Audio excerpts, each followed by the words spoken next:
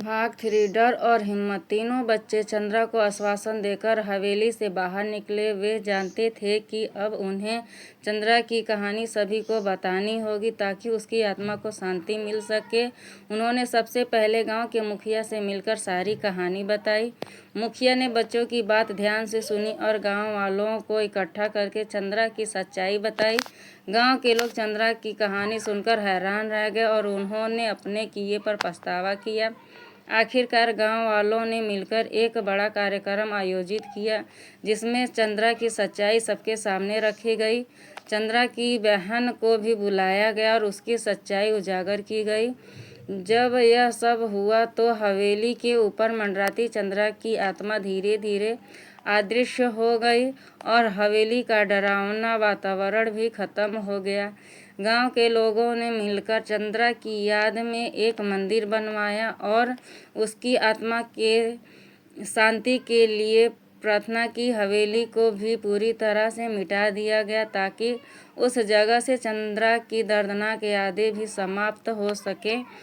अब शांति नगर को नया नाम शांतिद्वीप दिया गया और यहाँ के लोग पहले से ज़्यादा खुशहाल और शांतिपूर्वक जीवन जीने लगे।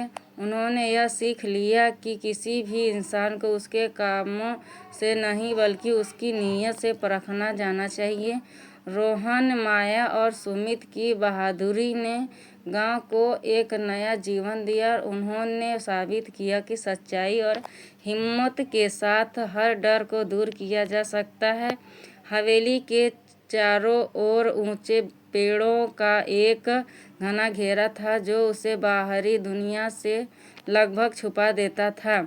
जब भी कोई उस हवेली की ओर देखता उसे एक अजीब सी ठंडी हवा का झोंका महसूस होता था जो रीढ़ की हड्डी तक सिहरन पैदा कर देती थी। अज्ञानता और भय के कारण उत्पन्न होने वाली भ्रमिति निर्दोष लोगों के जीवन को प्रभावित कर सकती है। सच्चाई की खोज और अन्याय के लिए खड़ा होना, आत्मा को शांति और समाज को सही मार्ग पर ले जाना। मेरे चैनल को लाइक, शेयर, कमेंट और सब्सक्राइब करिए। धन्यवाद।